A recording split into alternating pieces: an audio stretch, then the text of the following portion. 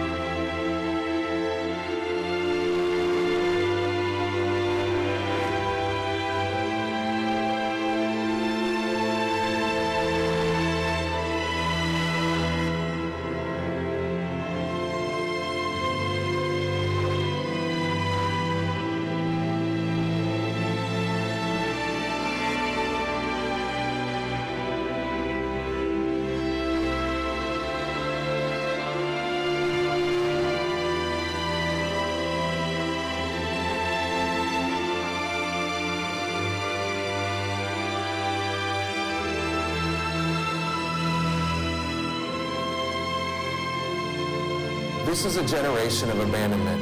We have been abandoned by politicians, preachers, friends, and even our own families. The divorce rate has tripled, loneliness and depression are on the rise, and our culture has become one of increasing isolation. Joseph knew the pain of abandonment. He had everything. He was his father's favorite. He was given a coat that represented God's favor on his life. He had dreamed of power and a blessed future. Now suddenly his brothers, his own flesh and blood, had turned on him and left him alone, far from home.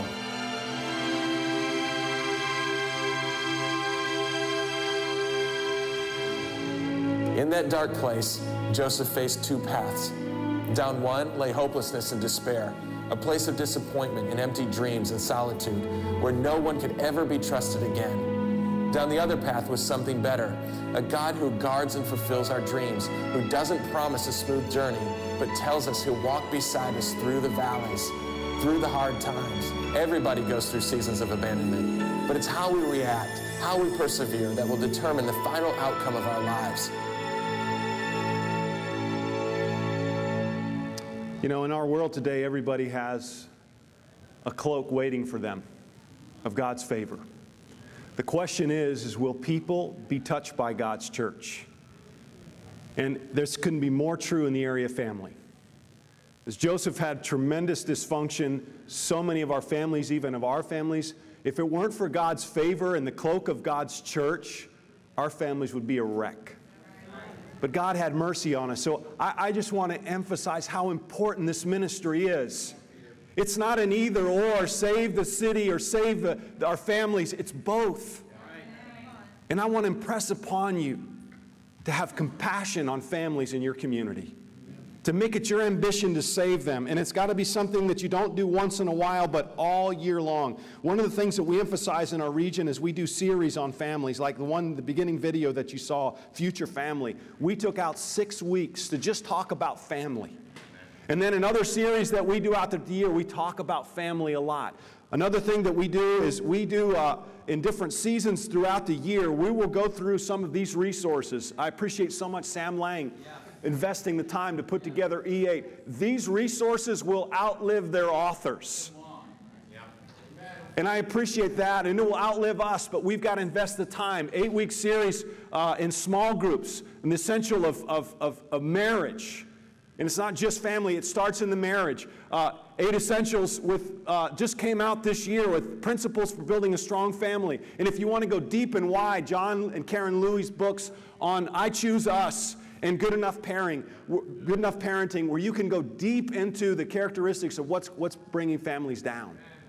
But we do this on an annual basis, just like we would do First Principles, because we've got to indoctrinate our people.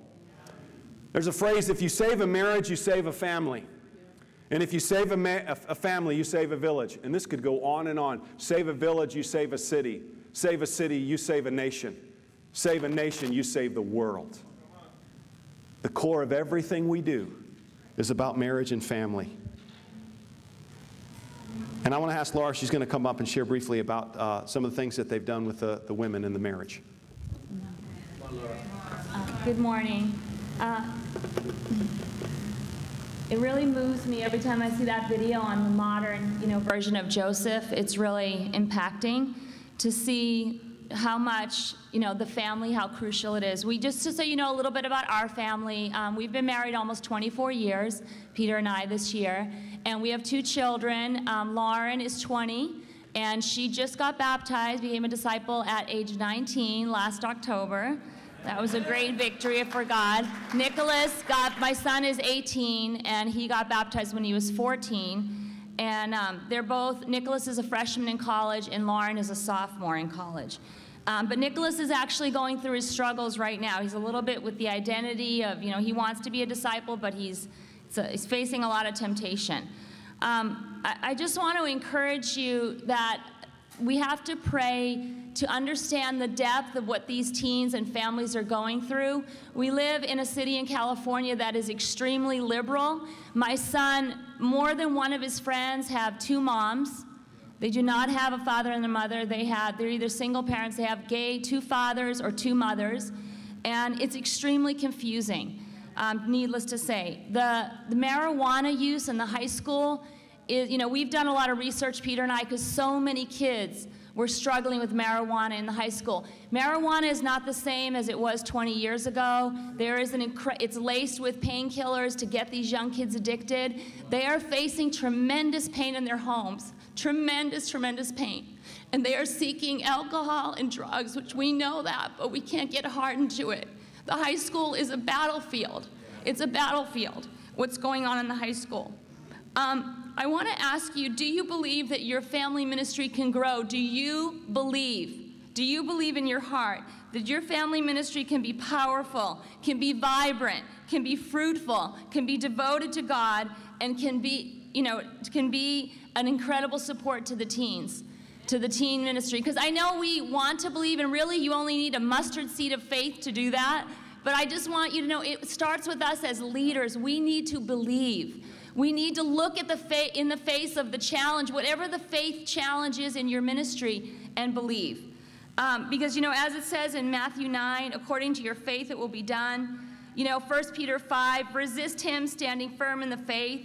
David said, how dare Goliath come against and defy the armies of God? We have God with us.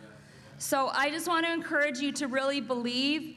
And as far as the family ministry, our part, just briefly, what we can do to support the teens and the family ministry is we can, you know, be the ones that host the events, which sounds like a very easy practical, but parents, we don't always want to, some people don't always want to do it.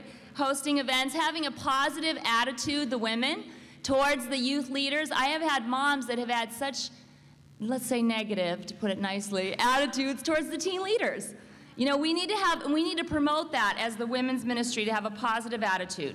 And just when the non-Christian parents come to church, I'll share more about that later, just briefly, but we need to put our arms around them, because we've had teens bring their parents and no one reaches out to them right away. Oops. So I just want to encourage you to have that where you put your arms around the teen's parent that comes, the non-Christian parents. All right, so I'm going to open up the toolbox here and just share some things that have worked. We're not the experts, others are. I appreciate so much Dave and what the resources that he's put out there. Wade in these things. Use these resources that we have. But these are some incredible things that have worked for us in our teen ministry, in our family ministry. When choosing a leader for your youth and family ministry, we believe in going young, but I just want to say our Kingdom kids are probably the best resource out there. Because as you work with young college students and young singles, there's nothing like a Kingdom kid, and I'll even go a little bit further in my favoritism. Preachers' kids are unbelievable resources, because if you have a preacher's kid who's willing to go in the ministry, you have pure gold, because they've seen it all. They understand. And so our teen leader, Mike Mead, he is incredible. He fell away for a time, came back, so he has all the tools and all the stories to tell these teens, if you leave Jesus, this is what it will be like, and I know. He's got an incredible marriage now. He's got a heart for teens like nobody else in our church. Also, as far as teen leaders, Laura mentioned it, I highly recommend, we went through this in a couple of regions in LA, young marrieds and young marrieds with small children are some of the best teen leaders that you can find, because singles and campus students, they're still a little selfish. But young marrieds understand this idea of, these could be my kids, and they are vested. They love these kids like no one else. So none of our teen leaders are single people. All of our teen leaders are young marrieds, and they do a phenomenal job. They latch on to these kids. Another verse that I want to share with you is Psalm 71, verse 16 and 17. I will come and proclaim your mighty acts, sovereign Lord, and I will proclaim your righteous deeds, yours alone. Since my youth, God, you have taught me, and in this day I will declare your marvelous deeds. In verse 18, even when I am old and gray, do not forsake me, my God, till I declare the power to the next generation, your mighty acts to all who are to come. Where did this all start? In the youth. And it's important, there's a book I want to recommend to you, and beyond just the books that I recommended, is this book, Andy Stanley's book. It's called The 7 Checkpoints.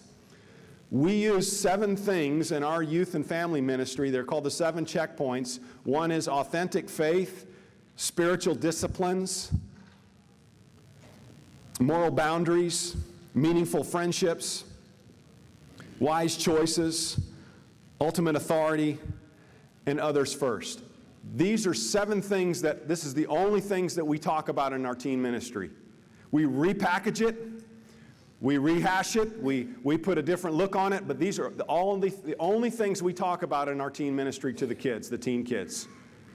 Because in this season in their life as teens, this is the issue. This is what they need. And so it has produced incredible fruit. I want to share with you, to finish, this is the Myers family, the potential of teens even to influence their families. The young man on the far left is Ian Myers. He started coming to church because of his aunt and his cousin. He made such tremendous changes, his mom and dad, and that's his mom and dad on the left next to him, Claudia and Fred, they were baptized just a few weeks ago. Guess who baptized mom and stepdad? Ian did. I can't remember when I've seen that. And the reason we asked the parents, we studied with Fred and Claudia, we asked them, who do you want to baptize you?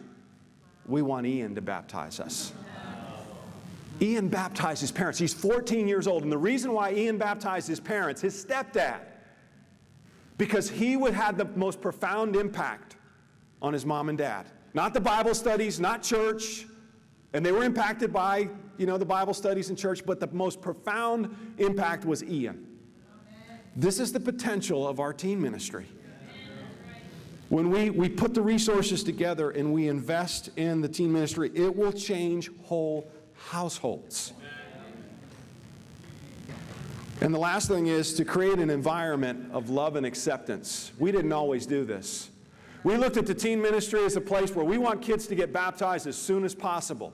Our personal experiences, our daughter did not come around till she was 19. But the difference maker was that she could come to the teen events, all of them, until she was 19. And because of the relationships that she had established over that time, when it was time, when the lights come on, the window opened, the door opened, she fell in. And this is another young man, Jerry Torres. He's 19 years old also. And he wasn't always this nice kid. He was probably one of those ones that sits in the back and is creating trouble. But we showed love, and we said, we're going to accept you. We're going to love you back into the church. And to see him get baptized is a testimony of Jesus' ministry, that we need to create an environment, no matter what age, no matter what you're going through. We're going to love you, we're going to accept you, and you will be brought into the kingdom one way or another. And so I want to encourage you to create an environment for your teens where there's relationships and where there's acceptance. Even the hardest, most troubled kids need to feel the love of Jesus in our church. And yes, we've had, situations in different midweeks, and we draw a line, but these kids will be loved because their souls are on the line. I'm going to let Laura close out. I also want to encourage you to let your teens lead. We have tribes, we call them tribes or family groups, and the teens are leading those family groups. We do them, we have Wednesday night, Mike Mead, our teen leader, does a series on, does some type of series on Wednesday. Well, it's actually Tuesday night now. And then they have D groups after the series, which has been very effective. On Friday night, they do a fun but also Bible talk where they can lead, the teen leads it and bring the teen and brings their friends. Also, just really quickly with Lauren and I, we've been able to be in a study recently together, and it's just the kids of this generation, they're very liberal. They want to accept everyone. They want to accept, homosexuals. And we have to go after the kids of this generation, pointing them that they still need a relationship with God.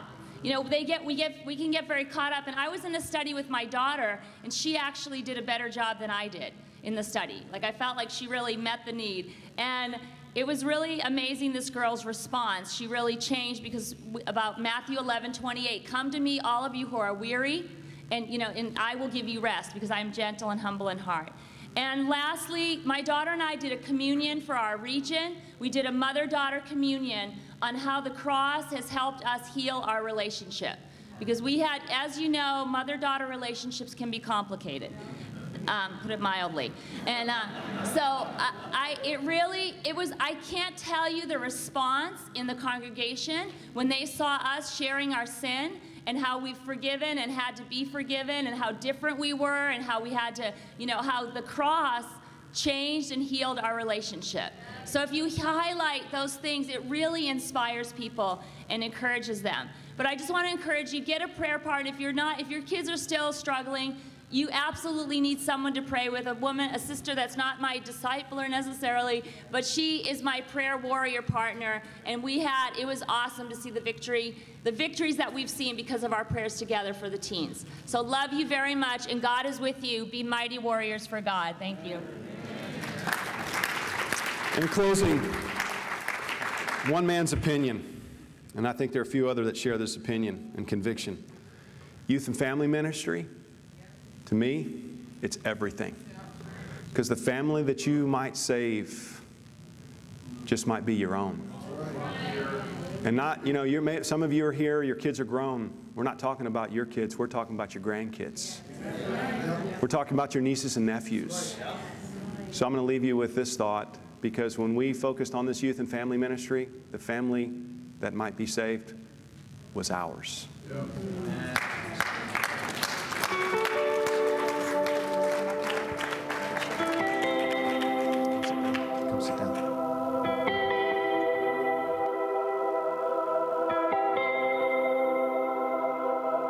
Days will come when you don't have the strength, when all you hear is you're not worth anything, wondering if you ever could be loved. And if they truly saw your heart, they'd see too much. You're beautiful. You're beautiful. You are made for so much more than all of this. You're beautiful. You're beautiful. You are treasured. You are sacred. You are His. You're beautiful.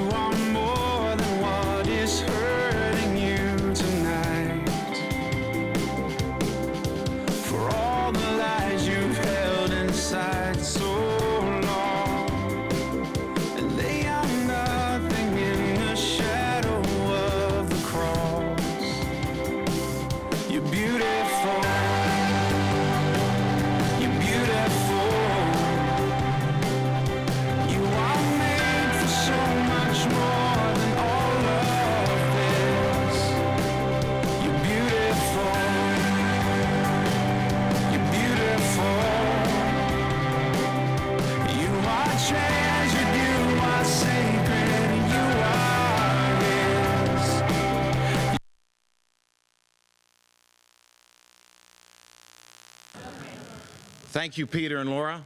It was awesome. My name is Joe Silipo, and this is my incredible wife, Annie. We lead the church in Milan, Italy. It's great to be with you.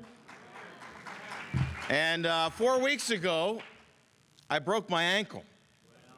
And I am really thankful to be here. And it's pretty amazing when you break an ankle and then you're traveling. Boy, I got through the lines faster than ever before. And it taught me something, and I've heard it over and over again, that when somebody has a physical need, it is just so obvious and people respond. But the spiritual need, the emotional need, we don't see it that clearly. And so I'm going to talk about it, and Andy and I are going to share from a small church perspective. We moved to Milan just 4 years ago from Los Angeles. So we were in Los Angeles. We had a great teen ministry. God was working. It was wonderful. Had the resources. But you may be sitting here going, I'm not in Los Angeles. I'm not in New York. Resources? What are you talking about? We don't have the money. We don't have the people. But God opens doors. You know, all ministries are important, every one of them.